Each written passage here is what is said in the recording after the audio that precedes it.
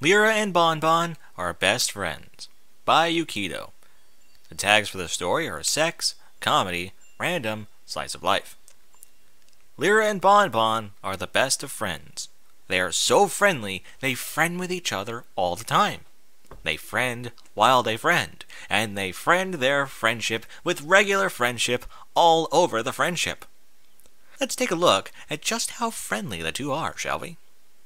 The ponies that star in the story are Lyra Heartstrings and Bonbon. Goodbye, Ma'am, and have a nice day.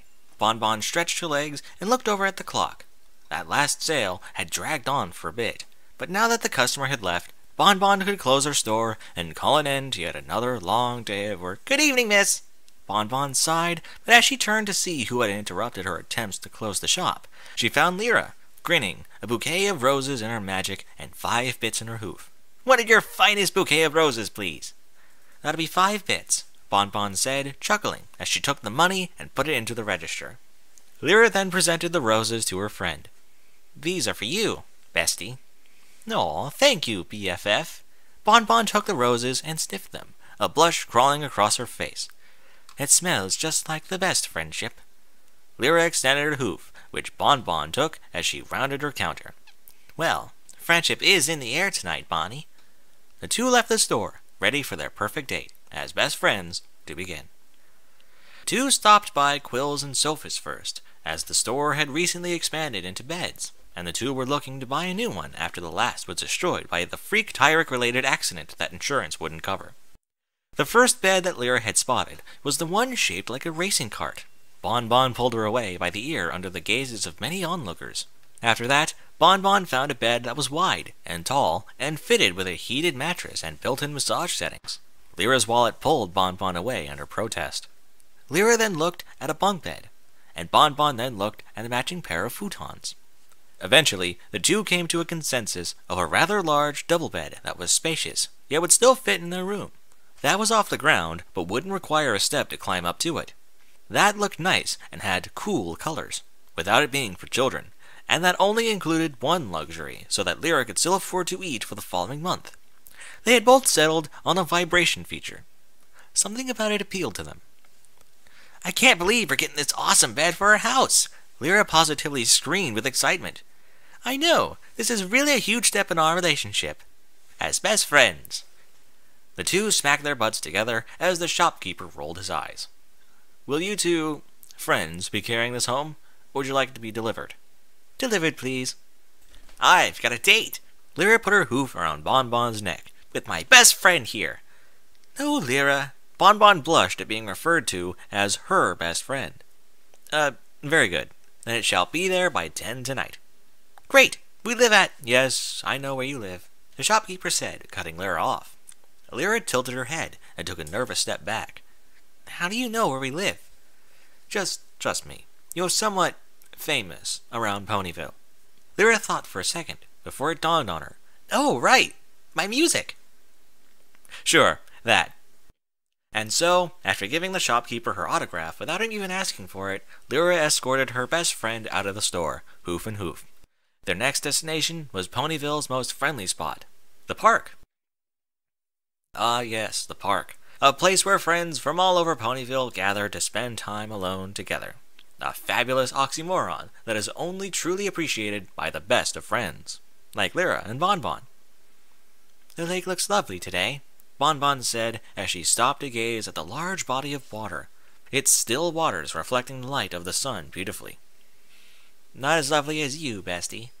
Oh, you, Bonbon said, kicking at her friend's foreleg with a giggle. How was I so lucky to get a best friend such as you?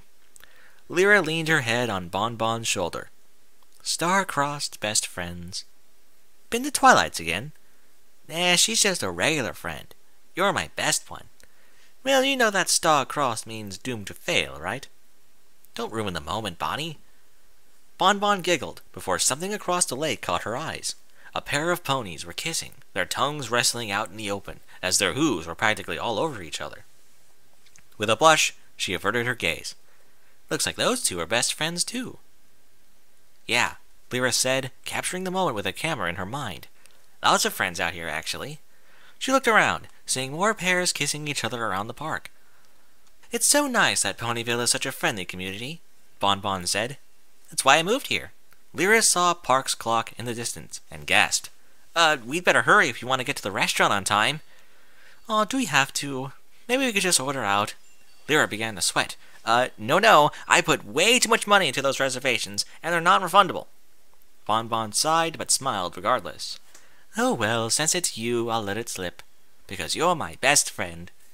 And so the two walked through the park, not noticing the strange looks of the ponies around them, who waited until they were gone to speak up. "Are those two in denial?" one mare asked. "I think they're crazy," a stallion answered. "No, man, they're just like traumatized from all the crazy shit that goes down here, dog," a second stallion chimed in. No, they're just crazy," Twilight said, lowering her binoculars and writing into her notepad. "But it makes an interesting study. Technically, a friendship study, too." With glee, Twilight hopped after the two best friends. The second stallion simply shook his head. "Man, all the bitches be cray in this here township." The Cackling Donkey was Ponyville's finest restaurant after the Elegant Swan burnt down the other week, based off of Detroitan design. Ever since it became the finest restaurant in the town by default, reservations skyrocketed to the point where the owner had to hire a private detective to prove that he was not involved in his rival's destruction. Lyra and Bon Bon entered the restaurant and looked around. It was rustic, yet homely, not requiring a fancy dress code and not filled with the snobbish air of an equivalent restaurant of Encantalot.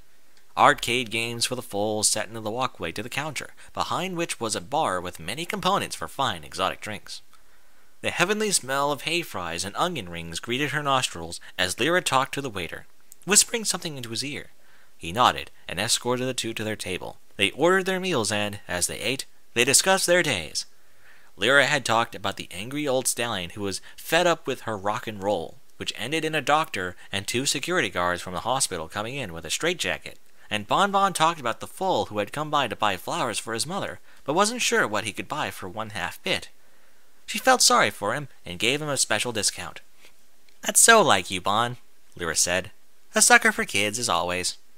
"But they're so cute," Bon Bon replied. "Sometimes I dream about having one of my own, so that I can dote on them, and we could all be best friends together."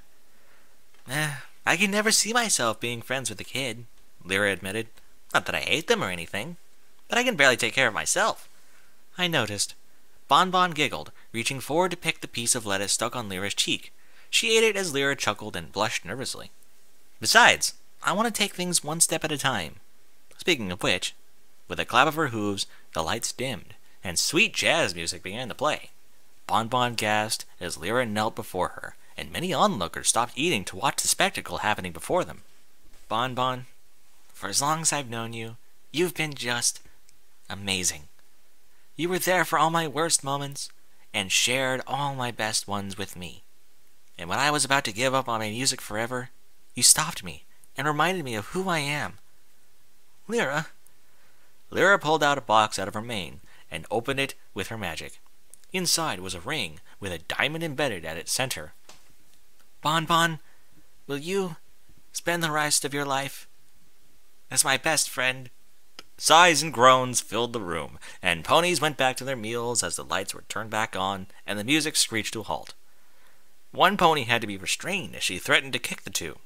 The two best friends never noticed, though, as Bon Bon had snatched the ring and cried, "Oh, Lyra, of course I will.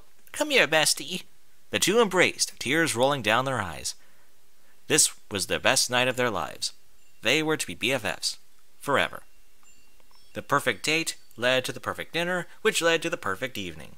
What better way to end this perfect day than to have the perfect sex? Perfectly. In their perfect new bed, no less. Truly perfect. As the two best friends explored each other's mouths and grinded their sexual organs against one another, friendship practically filled the room in liquid form.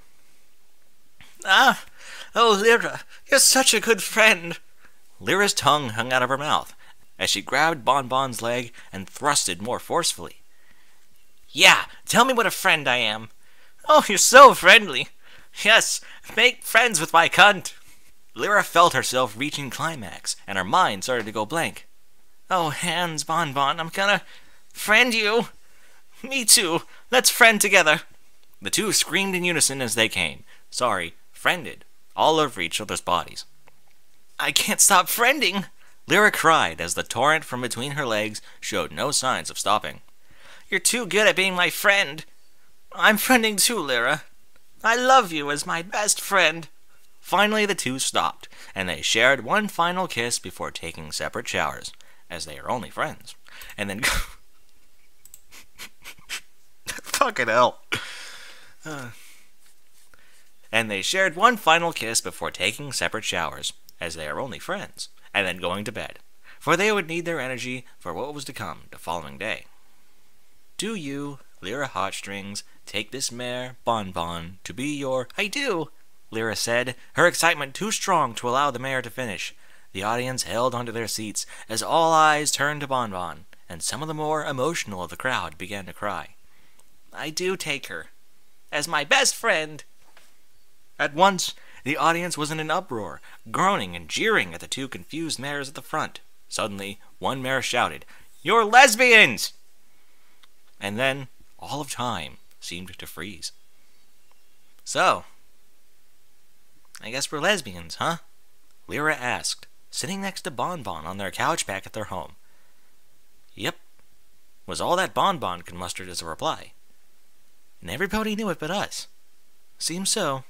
A long moment of silence passed before Bon Bon asked, What now? Wanna bang? And then they did, all night long, and it was glorious. The end.